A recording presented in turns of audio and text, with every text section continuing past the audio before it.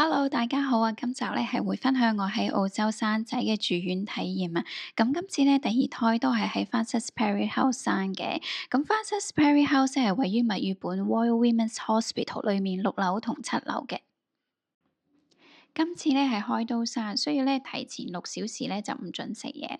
咁喺預約時間咧前2小時入院登記咧就可以啦，就唔需要提早1日入院嘅。咁嚟到醫院咧間房咧就仲未準備好，所以咧就喺接待處度等等啦。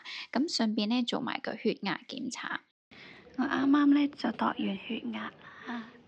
跟住準備咗啲 BB 嘢，我哋就入房啦。咁之後咧就換翻好衫，準備咧推入去手術室。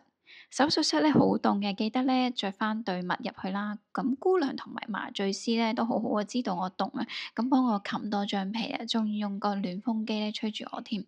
咁手術咧好快咧就完成咗啦，咁就推翻去房啦。歡迎入到嚟我間房啊，噔噔。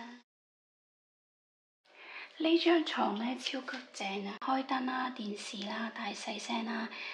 如果你需要人幫手，護士可以撳掣叫人啦。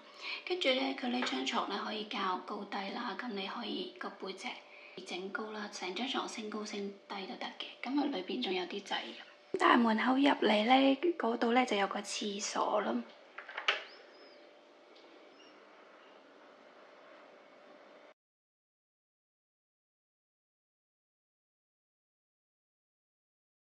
咁佢洗手盆啲水咧，全部都係恆溫嘅。黃色呢個咧就係溫水，咁呢個咧就係凍水。生完 BB 開完刀之後咧，第一次好重要咧，就確保咧一定要去到廁所啦。咁佢呢度有個架咧，咁就嗌你坐上去啦，隻腳跺上去咧，咁就容易啲屙嘅。呢度仲有個貼士，教你點樣去咯。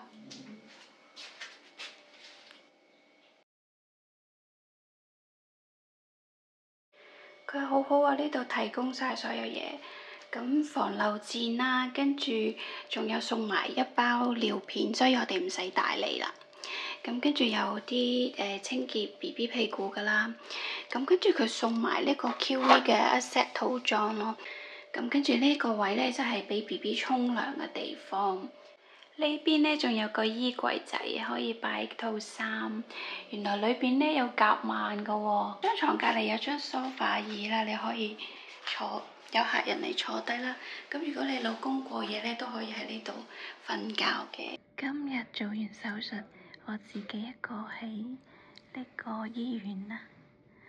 咁呢度咧就係嗌老公幫我擺好晒啲嘢飲啦、嘢食啦。BB 就喺我隔離，我可以拍拍佢啦。夜晚我餵完奶12點之後咧，就姑娘幫我推咗 BB 去 nursery care 去咗育嬰室，咁等我咧就可以夜晚咧瞓得好啲咯。咁而家就自己喺呢度，就或者食塊餅。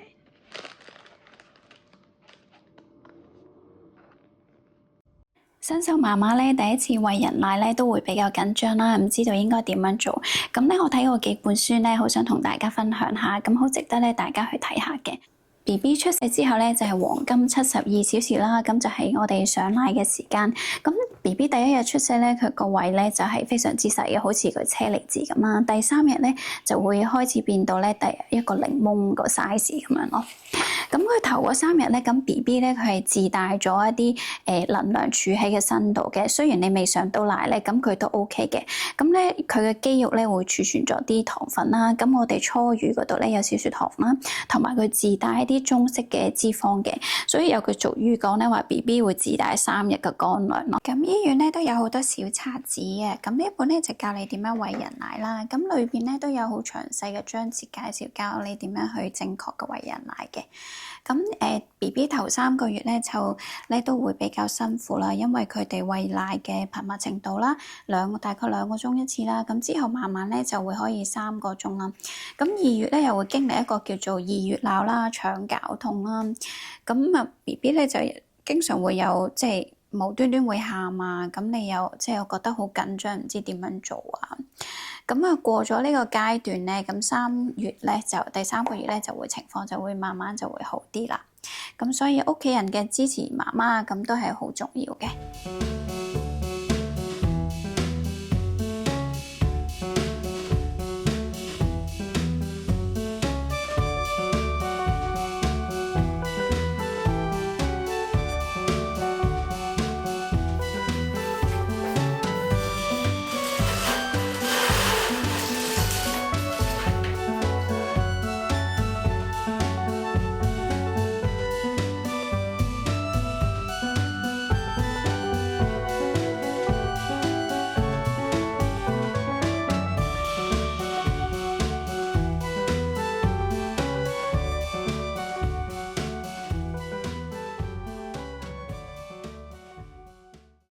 膳食方面，喺網上揀好第二日想食咩，通常會有魚、雞、牛可以選擇。咁我自己要求唔係好高，我覺得都幾好味嘅，所以咧都幾滿意。咁佢哋嘅早餐咧就悶啲，一般有麵包、牛角包、煙肉、炒蛋、奶茶、咖啡。另外要提一提咧，佢個暖水杯嘅水咧係唔夠熱嘅。如果你想飲一杯熱辣辣嘅咖啡咧，咁你就要需要自己自備一個暖水壺斟定熱水啦。今日第3日啊，呢個係 arancini mushroom arancini 菠菜，暫時最好味呢個。係咯，跟住呢個溶咗嘅 ice cream，有 juice，呢個有湯湯，係啦，有湯湯。好食喎，佢整得啱啱好，唔會太老啦，加埋嗰啲汁咧，話都 OK。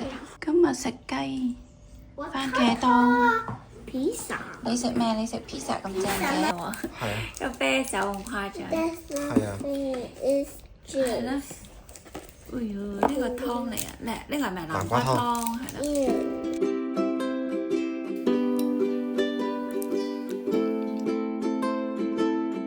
呢個物理治療師啦，教你呢幾日點樣護理啦。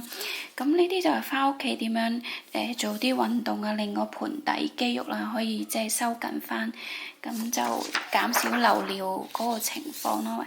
起身點樣起身啊？係啦，咁啊去廁所點樣去啊？咁佢話我返到屋企之後咧，可以第一個禮拜就慢慢運動5分鐘啦，跟住逐漸加多啦，10分鐘、15分鐘咁樣啦，睇自己情況，咁就可以做返啲運動啦。佢就介紹我買咗一個箍肚嘅，好似紮肚咁樣，咁啊20蚊我就買咗嚟試下，就好似啲繃帶嗰啲質地咁樣咯。我覺得似咧啲紮肚嗰啲咁樣紮住個肚，等啲內臟咧可以箍實啲，冇咁鬆弛，行路咧唔使兜住啊咁辛苦。咁而家佢呢個包住呢個人行路都會輕鬆好多，你睇嗰啲質地好似咁樣。跟住佢話如果唔買呢種咧，都可以買啲底褲可以包住個肚嗰啲都 OK 嘅。我今次生咧係開刀生㗎，咁咧又唔係真係好痛㗎，因為佢哋咧都俾幾多止痛藥㗎。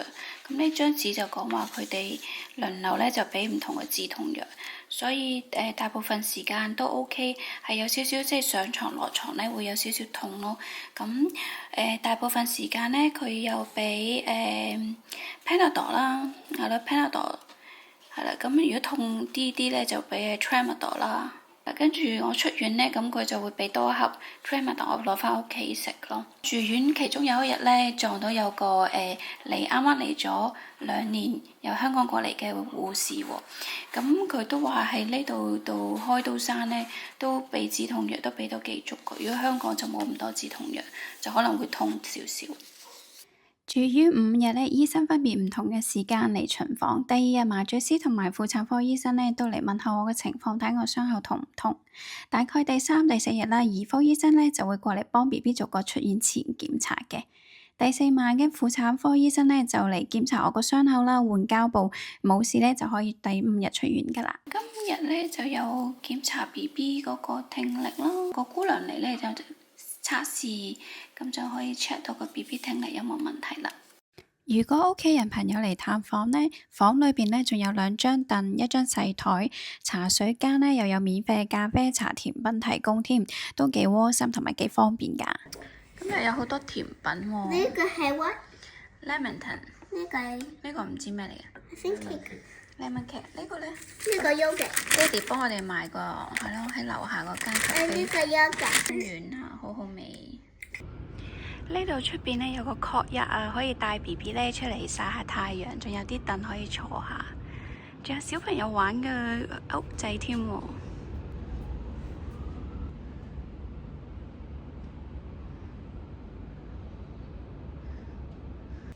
走啦，我哋 BB， 我哋走啦。我哋去咗 gift shop 買咗份禮物俾姐姐啊，你打開嚟睇下。